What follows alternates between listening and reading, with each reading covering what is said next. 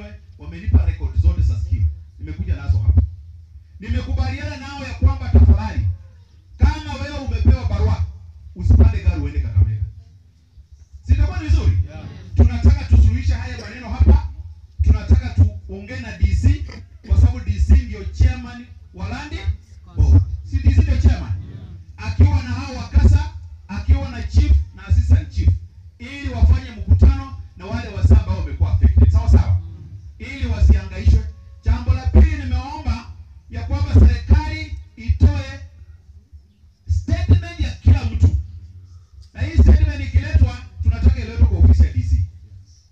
DC ana machinery zake za wewe hiyo statement kufikia. Kwa sababu loan yangu ni siri ya loan, hata itanani kuonyesha mtu mwingine. Kwa sababu hata hao watu wengine wako wanajua wewe una loan, wanaanza kukuhara. Sasa tunakaanga hapa kumbe wewe una loan.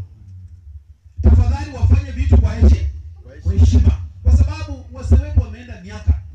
Kitu kidogo kwa mzee anamshtua. Kwa hivyo nataka wale ambao umepata. Jambo la 4, tukubaliane na kitu kimoja, ya kwamba wale wanunuzi walinunua shamba sio ndio wenye walichukua loan. Wale walinunua shamba sio wenye walichukua nini? Loan. Kwa hivyo tukinyamaza, wale wamenunua watakuja kunyanya. Kwa sababu mimi nimekuja nikanunua shamba, mwenye shamba alienda hata pengine aliuza shamba kama ni mkale jini alienda. Sio kweli?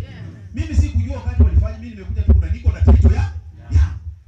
Lakini kwa sababu hii serikali inatafuta pesa kwa njia yote, tusipokuwa makini, mashamba yetu yatafanya nini? Itaenda. Kwa hivyo nataka mnisaidie kama mkiongozi wetu. Sawa sawa?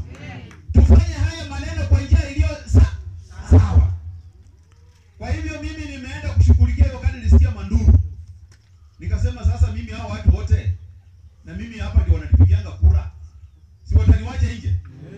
Kwa sababu kinyang'anya mashamba wataenda. Watu walitoka huko Marakoli wakahamia hapa.